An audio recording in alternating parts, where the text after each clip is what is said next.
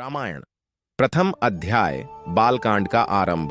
प्राचीन भारत की तपोभूमि में जहां नदियां कलकल करती हुई बहती थीं और घने वन ऋषि मुनियों के तप से पवित्र होते थे, वहीं एक महान महर्षि निवास करते थे, वाल्मीकि।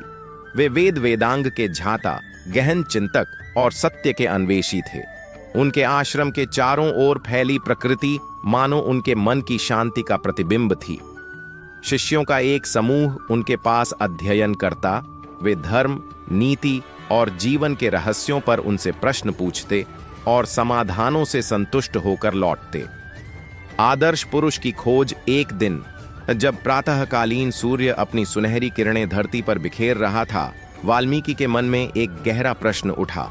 उन्होंने सोचा, क्या इस पृथ्वी पर कोई ऐसा मनुष्य है जो गुणों से पूर्ण हो, जो सत्यनिष्ठ, पराक्रमी, करुणामय, धर्मपरायण, वचन का पक्का और लोकहित में तत्पर हो, जो विपत्तियों में अडिग रहे और सुख में विनम्र। ऐसा व्यक्ति जो आदर्श राजा, आदर्श पुत्र, आदर्श पति और आदर्श मित्र सभी रूपों में श्रेष्ठ हो। इन्हीं विचारों के साथ उन्होंने अपने आश्रम में पधारे देवर्षि नारद से यह प्रश्न किया, हे मुनिवर, क्या इस संसार में कोई ऐसा पुरुष है जो इन सभी गुणों से संपन्न हो? नारद, जो लोक और अलोक के ज्ञाता थे, मंद मुस्कान के साथ बोले, हे महर्षि, आपने जो गुण गिनाए हैं वे दुर्लभ हैं, किंतु ऐसे पुरुष का जन्म इस धरती पर हुआ है। वह है अयोध्या के रघुवंशी राजा राम। अयोध्या और इक्ष्वाकु वंश। नारद ने आगे बताया, उत्तर दिशा में सरयू नदी के तट पर एक भव्य नगरी है, अयोध्या। वह इक्ष्वाकु वंश की राजधानी है, जहां धर्म और समृद्धि का वास है। उस नगरी के राजा थे दशरथ, पराक्रमी, धर्मज्ञ और प्रजावत्सल। उनके राज्य में सुख, शांति और न्याय का शासन था। प्रजा उन्हें पिता समान मानती थी। किंतु राजा दशरथ के जीवन में एक कमी थी, उनके कोई संतान नहीं थी। वर्षों की तपस्या और यज्ञ के बाद पुत्र कामेष्टि यज्ञ संपन्न हुआ। उस यज्ञ के फलस्वरूप उन्हें 4 पुत्र प्राप्त हुए, राम, भरत, लक्ष्मण और शत्रुघ्न। राम ज्येष्ठ पुत्र, शील और सौम्यता के प्रतिमान थे। लक्ष्मण उनसे विशेष अनुराग रखते थे। भरत और शत्रुघ्न भी धर्म और सेवा में तत्पर रहते। राम के गुण। नारद ने वाल्मीकि को राम के गुणों का विस्तार से वर्णन किया। राम सत्यवादी थे, किंतु सत्य कठोर न होकर मधुर होता था। वे शास्त्रों के झाता, धनुर्विद्या में निपुण और युद्ध कला में अद्वितीय थे, किंतु उनका हृदय करुणा से भरा था। वे प्रजा के दुहक को अपना दुख मानते थे।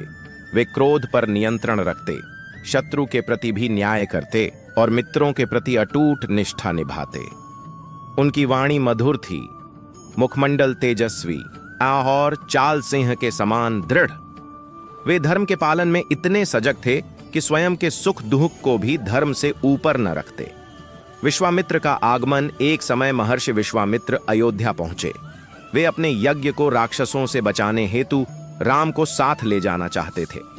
राजा दशरथ पहले तो संकोच में पड़े, क्योंकि राम अभी किशोर थे, किंतु गुरु वशिष्ठ के समझाने पर उन्होंने राम और लक्ष्मण को विश्वामित्र के साथ भेज दिया। वन मार्ग में राम ने ताड़का नामक राक्षसी का वध किया और अनेक दुष्टों से अरशियों की रक्षा की। विश्वामित्र ने उन्हें दिव्य अस्त्र शस्त्रों का ज्ञान दिया। यह राम के पराक्रम का प्रथम सार्वजनिक परिचय था। सीता स्वयंवर। आगे चलकर वे मिथिला पहुंचे, जहां राजा जनक की पुत्री सीता का स्वयंवर था। वहां शिव धनुष को उठाकर प्रत्यंचा चढ़ाने की शर्त थी। अनेक राजाओं ने प्रयास किया, जिस पर असफल रहे। राम ने गुरु की आज्ञा से धनुष उठाया और प्रत्यंचा चढ़ाते ही वह धनुष भंग हो गया। यह अद्भुत दृश्य देखकर सब स्तब्ध रह गए। सीता ने राम को वरण किया। विवाहोत्सव हर्षोल्लास से संपन्न हुआ। राज्याभिषेक की तैयारी और वनवास। समय बीता।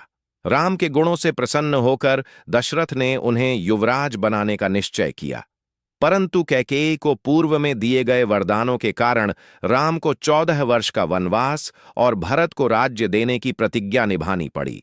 राम ने पिता के वचन को धर्म मानकर सहर्ष स्वीकार किया। सीता और लक्ष्मण भी उनके साथ वन को चले गए। वाल्मीकि की करुणा और श्लोक की उत्पत्ति नारद के चले जाने के बाद वाल्मीकि गहन चिंतन में डूब गए। एक दिन वे तमसा नदी के तट पर स्नान हेतु गए। वहां उन्होंने एक क्रौंच पक्षी युगल को देखा। तभी एक शिकारी ने नर पक्षी को बाण से मार गिराया। मादा पक्षी के विलाप ने वाल्मीकि का हृदय विदीर्ण कर दिया। उनके मुख से स्वतः एक श्लोक निकला, जो संस्कृत काव्य का प्रथम श्लोक माना गया। मां निषाद प्रतिष्ठाम त्वमगमः शाश्वतीयः समाः। यह करुणा से उपजा काव्य था।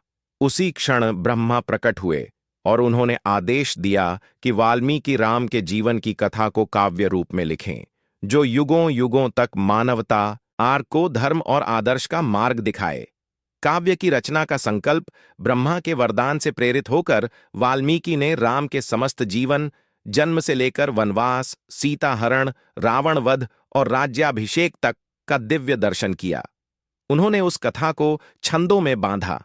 यह केवल एक राजकुमार की कथा न थी, यह धर्म, त्याग, प्रेम, वचन पालन और मर्यादा की अमर गाथा थी।